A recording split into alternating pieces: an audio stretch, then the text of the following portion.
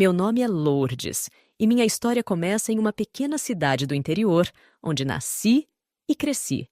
Desde cedo, aprendi que a vida nem sempre é justa, especialmente para uma menina de origem humilde como eu.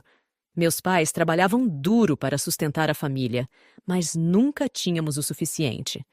Lembro-me das noites em que ia para a cama com fome, sonhando com um futuro melhor.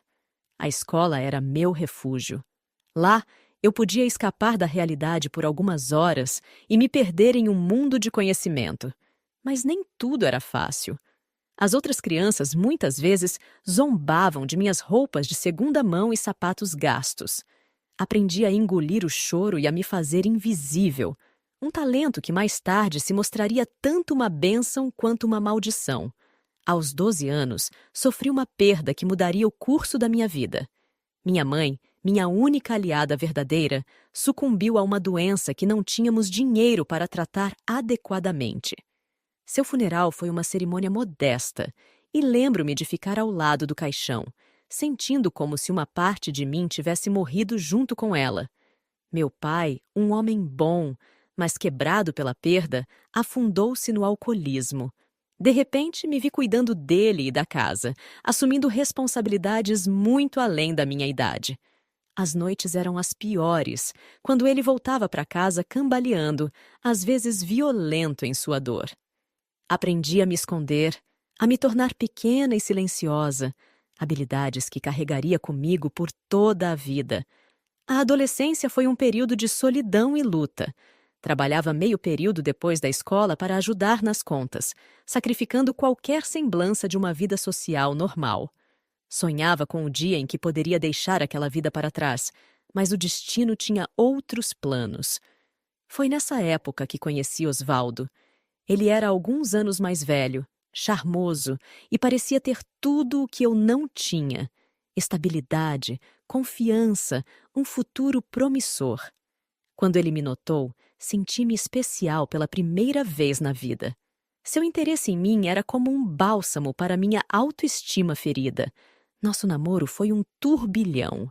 Osvaldo me fez sentir amada e protegida, algo que eu ansiava desesperadamente. Ele prometeu me tirar daquela vida de pobreza e dor, e eu acreditei em cada palavra. Quando ele propôs casamento, apenas 6 meses depois de nos conhecermos, não hesitei em dizer sim. Eu tinha acabado de completar 18 anos e estava pronta para começar minha nova vida. O casamento foi modesto, mas para mim era um sonho realizado. Meu pai compareceu, sóbrio pela primeira vez em anos, e por um momento senti que tudo ficaria bem. Mal sabia eu que estava trocando um tipo de prisão por outro. Foi nesse dia que conheci Anita, minha sogra. À primeira vista, ela parecia uma mulher elegante e sofisticada, tudo o que eu aspirava a ser. Seu sorriso era caloroso quando me abraçou, mas seus olhos eram frios, avaliadores. "Bem-vinda à família, querida", ela disse, e senti um arrepio percorrer minha espinha. Os primeiros meses de casamento foram uma mistura de alegria e ajuste. Osvaldo e eu nos mudamos para uma casa pequena, mas confortável, na cidade onde ele trabalhava. Eu estava determinada a ser a esposa perfeita, cozinhando, limpando e cuidando de cada detalhe do nosso lar. No entanto, as visitas frequentes de Anita começaram a lançar uma sombra sobre nossa felicidade recém-descoberta. Ela sempre tinha uma opinião sobre tudo: a forma como eu arrumava a casa, minha culinária, até mesmo a maneira como eu me vestia. Seus comentários, embora envolvidos em um tom doce, eram afiados como navalhas. "Oh, querida", ela dizia, examinando meus esforços na cozinha. "Osvaldo sempre gostou dos pratos que eu preparava. Talvez eu possa te ensinar algumas receitas. Ou então, esse vestido é interessante. Mas não acha que é um pouco jovem demais para você?" Cada crítica era como um pequeno corte, minando lentamente minha confiança. Osvaldo, por sua vez, parecia cego às manipulações de sua mãe. "Ela só quer o melhor para nós", ele dizia, defendendo-a sempre que eu expressava meu desconforto. À medida que os meses se transformavam em anos, a presença de Anita em nossas vidas se tornou mais sufocante. Ela tinha uma opinião sobre cada decisão que tomávamos, desde a cor que pintávamos as paredes até os lugares onde passávamos nossas férias. E Osvaldo, meu marido, que eu pensava ser meu protetor, cada vez mais se curvava aos desejos de sua mãe. Lentamente, comecei a perceber que havia trocado uma prisão por outra. A pobreza e o alcoolismo de meu pai haviam sido substituídos pela manipulação sutil, mas implacável de Anita. E assim, os anos passaram, com minha voz sendo cada vez mais silenciada, meus desejos ignorados e minha identidade lentamente apagada sob o peso das expectativas de minha sogra e a complacência de meu marido.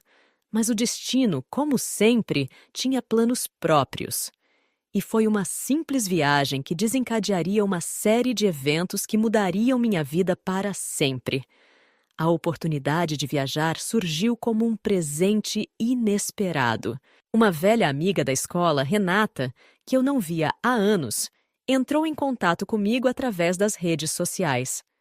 Ela estava morando no exterior e me convidou para passar 2 semanas com ela. No início, a ideia parecia absurda.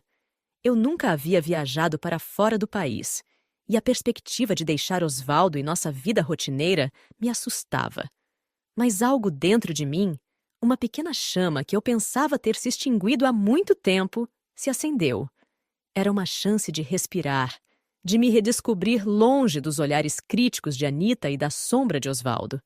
Surpreendentemente, meu marido concordou com a viagem. Vai te fazer bem, ele disse, embora seus olhos parecessem distantes. As semanas que antecederam a viagem foram um turbilhão de preparativos e emoções contraditórias. Anita, é claro, não perdeu a oportunidade de expressar sua desaprovação. Uma mulher casada, viajando sozinha? O que os vizinhos vão pensar? Ela murmurava, lançando olhares de desaprovação. Mas pela primeira vez em anos, não me importei com sua opinião. O dia da partida chegou, e com ele, uma sensação de liberdade que eu não experimentava desde a adolescência. Enquanto o avião decolava, senti como se estivesse deixando para trás não apenas minha cidade, mas também anos de submissão e autodúvida. As 2 semanas no exterior foram transformadoras. Renata me mostrou uma vida que eu nem sabia que existia. Visitamos museus, caminhamos por ruas históricas, experimentamos comidas exóticas. Mais importante, conversamos por horas a fio, como fazíamos na adolescência. Ela me ouviu sem julgamentos, oferecendo uma perspectiva que eu desesperadamente precisava.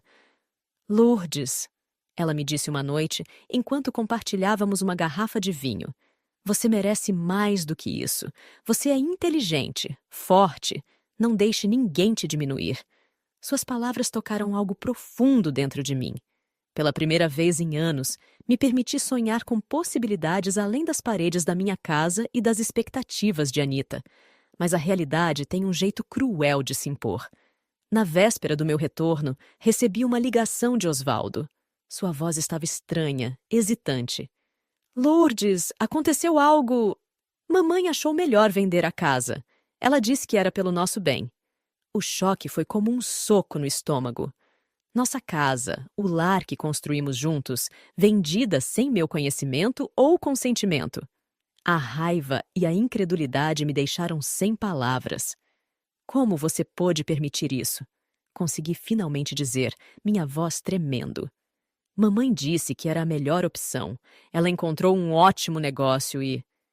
Osvaldo começou a se justificar, mas eu não podia mais ouvir. Desliguei o telefone, sentindo-me traída e impotente. O voo de volta para casa foi uma tortura. Cada minuto me aproximava de uma realidade que eu não queria enfrentar. Quando finalmente cheguei, encontrei Osvaldo e Anita me esperando. A expressão no rosto dela era de triunfo mal disfarçado. Querida, sei que deve estar chocada. Anita começou, sua voz melosa de falsa preocupação. Mas foi realmente pelo seu bem. Aquela casa era muito trabalho para você e o bairro estava decaindo. Agora podemos encontrar algo melhor. Olhei para Osvaldo, esperando ver algum sinal de remorso ou compreensão, mas ele apenas desviou o olhar. Naquele momento, percebi que havia perdido não apenas minha casa, mas também qualquer ilusão sobre meu casamento. Nos dias que se seguiram, mergulhei em um estado de choque e raiva. Osvaldo e Anita agiam como se nada tivesse acontecido, fazendo planos para nossa nova moradia como se eu não existisse. Cada vez que tentava expressar minha indignação, era silenciada com frases como "Você está exagerando" ou "É para o nosso futuro". Foi durante esse período turbulento que o impossível aconteceu. Checando meus e-mails, encontrei uma mensagem que inicialmente pensei ser spam. Era da Loteria Nacional, informando que eu havia ganhado um prêmio substancial. Meu primeiro instinto foi de descrença, seguido por uma onda de euforia quando confirmei a veracidade da notícia. Subitamente, tinha nas mãos o poder de mudar minha vida. Mas, olhando para Osvaldo e pensando em Anita, decidi manter o prêmio em segredo. Pela primeira vez, tinha uma vantagem e não estava disposta a abrir mão dela. Enquanto processava a notícia do meu ganho inesperado, comecei a planejar meus próximos passos cuidadosamente. A venda da casa sem meu consentimento foi a gota d'água, o catalisador para uma mudança que eu sabia ser necessária há muito tempo. Com o dinheiro da loteria, eu tinha os meios para me libertar, mas precisava ser cautelosa. Nas semanas seguintes, mantive uma fachada de normalidade, fingindo aceitar a situação imposta por Anita e Osvaldo. Internamente, no entanto, eu fervilhava de planos e determinação. Consultei um advogado secretamente, informando-me sobre meus direitos e as implicações legais da venda não autorizada da casa. Foi durante esse período que conheci Helena, uma vizinha que se tornaria uma aliada crucial. Ela era uma mulher mais velha, viúva, com um olhar perspicaz que parecia ver através das pessoas. Um dia, enquanto eu chorava silenciosamente no jardim, pensando estar sozinha, ela se aproximou. "Querida", ela disse suavemente, "reconheço uma alma aprisionada quando vejo uma. Quer conversar?" Naquele momento, as comportas se abriram. Contei a Helena tudo. O controle sufocante de Anita, a complacência de Osvaldo, a venda da casa e até mesmo o prêmio da loteria. Ela ouviu sem julgar, oferecendo um ombro amigo e conselhos preciosos. "Lourdes", ela disse quando terminei, "você tem uma oportunidade rara. Não a desperdice. Use esse dinheiro para construir a vida que você merece, longe dessas pessoas tóxicas." As palavras de Helena ecoaram em minha mente nos dias que se seguiram. Com sua ajuda, comecei a traçar um plano de fuga. Abri uma conta bancária secreta, transferi o dinheiro do prêmio e comecei a procurar por um novo lugar para morar, longe do alcance de Anita e Osvaldo. Enquanto isso, a situação em casa se deteriorava. Anita aparecia quase diariamente, fazendo planos grandiosos para nossa nova moradia, sempre menosprezando minhas opiniões e desejos. Osvaldo, como sempre, se curvava às vontades de sua mãe, ignorando meu evidente desconforto. Foi durante um desses episódios que algo dentro de mim finalmente se quebrou. Anita estava criticando minha forma de organizar os poucos pertences que havíamos levado para o apartamento temporário onde estávamos. "Francamente, Lourdes", ela disse com desdém, "depois de todos esses anos, você ainda não aprendeu a manter uma casa adequadamente? Não sei como Osvaldo aguenta." Naquele momento, toda a raiva e frustração acumuladas ao longo dos anos transbordaram. "Chega!" gritei, surpreendendo a mim mesma e a todos na sala. "Estou farta das suas críticas, do seu controle, da sua interferência constante em nossas vidas." O silêncio que se seguiu foi ensurdecedor. Anita me olhava boquiaberta, enquanto Osvaldo parecia ter sido atingido por um raio. Aproveitei o momento de choque para continuar. "Vocês venderam minha casa sem meu consentimento. Vocês tomaram decisões sobre minha vida como se eu fosse uma criança incapaz. Bem, acabou. Eu sou uma mulher adulta, capaz de tomar minhas próprias decisões. E a partir de agora, é exatamente isso que farei." Com essas palavras, peguei minha bolsa e saí, deixando Anita e Osvaldo atônitos para trás. Fui direto para a casa de Helena, onde desabei em lágrimas de alívio e medo. Ela me abraçou, me ofereceu um chá e disse as palavras que eu precisava ouvir. Você deu o primeiro passo, Lourdes. Agora é hora de seguir em frente. Nos dias que se seguiram, coloquei meu plano em ação. Com a ajuda de Helena e do advogado que havia consultado, comecei o processo de divórcio. Osvaldo tentou me contatar inúmeras vezes, alternando entre súplicas e ameaças, mas eu mantive minha resolução. Anita, por outro lado, parecia ter ficado em choque com minha súbita rebelião. Por alguns dias, não ouvi nada dela, mas eu sabia que aquele silêncio não duraria. E estava certa.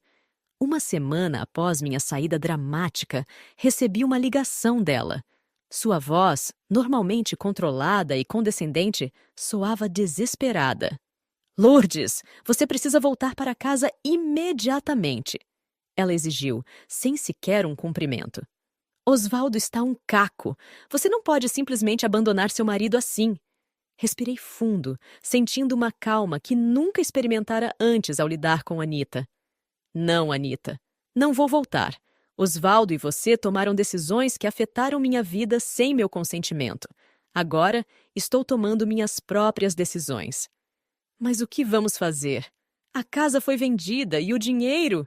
Ela hesitou e pude sentir o pânico em sua voz. Foi nesse momento que percebi. Eles haviam gasto o dinheiro da venda da casa. O dinheiro o quê, Anita? Pressionei, sentindo uma mistura de raiva e satisfação crescendo dentro de mim. Nós investimos em um negócio. Osvaldo disse que seria uma ótima oportunidade, mas as coisas não saíram como esperávamos. Ela admitiu, sua voz diminuindo a cada palavra. Naquele momento, tudo ficou claro. A venda da casa, a pressa em encontrar uma nova moradia, as evasivas de Osvaldo quando eu perguntava sobre nossas finanças. Eles haviam jogado tudo em um investimento arriscado e perdido. Entendo, disse, mantendo minha voz neutra. E o que você espera que eu faça sobre isso? Você tem que nos ajudar! Anita implorou, toda a sua arrogância anterior desaparecida. Somos família, afinal de contas. Você não pode nos deixar na rua. Foi nesse momento que senti algo mudar dentro de mim. Anos de submissão e mágoa acumulada se transformaram em uma determinação fria. Família? Repeti, minha voz carregada de ironia. Que tipo de família vende a casa de alguém sem seu consentimento? Que tipo de família critica e diminui constantemente um de seus membros? Não, Anita. Vocês não são minha família. Mas... Ela começou, mas eu a interrompi. Não há mais mas, Anita. Vocês fizeram suas escolhas. Agora vivam com as consequências. Assim como eu tive que viver com as consequências das suas interferências por todos esses anos. Com isso, desliguei o telefone, sentindo como se um peso enorme tivesse sido tirado dos meus ombros. Helena, que estava comigo durante toda a conversa, me abraçou com força. Estou orgulhosa de você, Lourdes, ela disse, seus olhos brilhando. Você finalmente se libertou.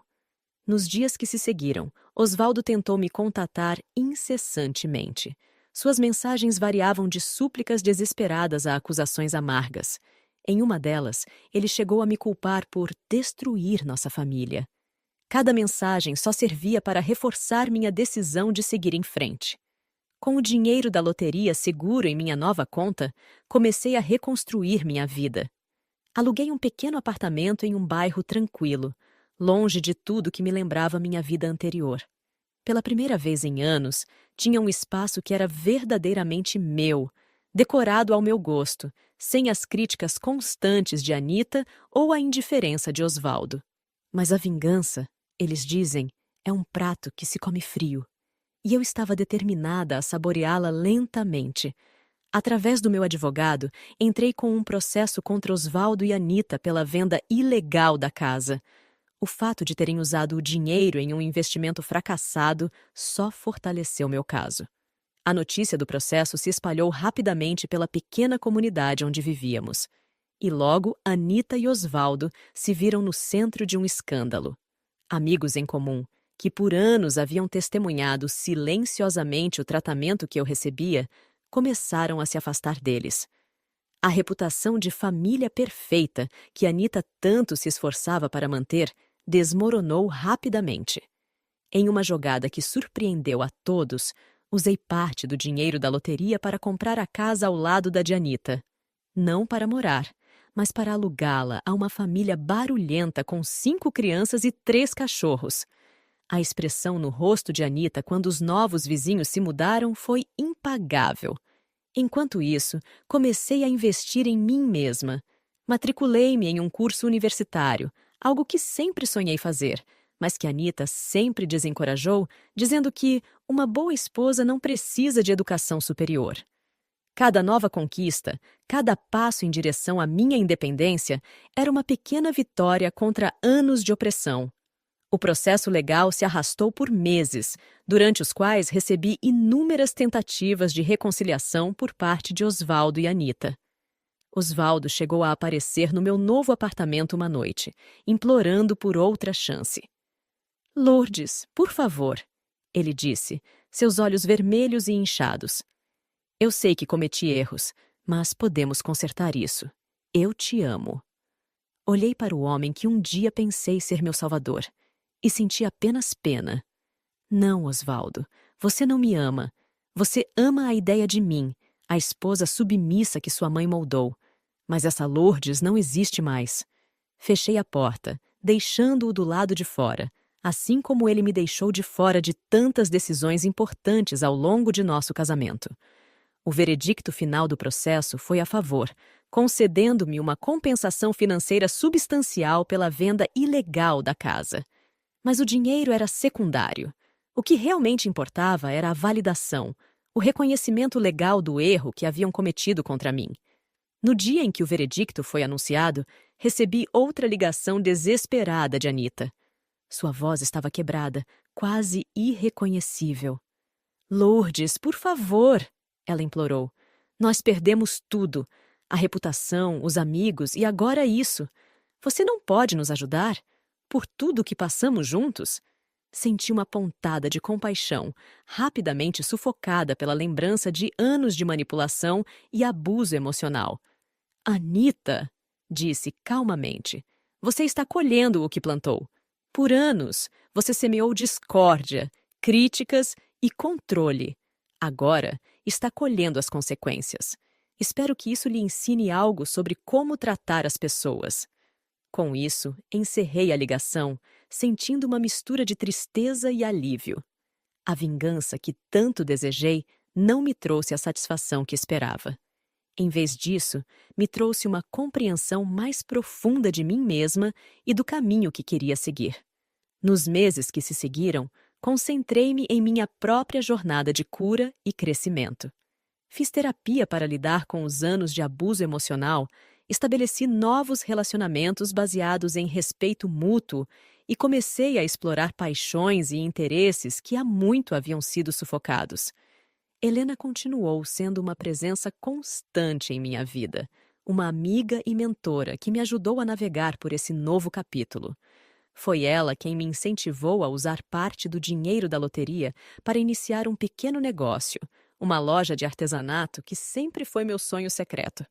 À medida que meu negócio crescia e minha confiança aumentava, comecei a me envolver mais na comunidade. Organizei workshops para mulheres que enfrentavam situações similares à minha, não para contar minha história, mas para fornecer ferramentas e recursos para que elas pudessem encontrar sua própria força. Um dia, cerca de 2 anos após minha separação, encontrei Osvaldo por acaso em um café. Ele parecia mais velho, cansado.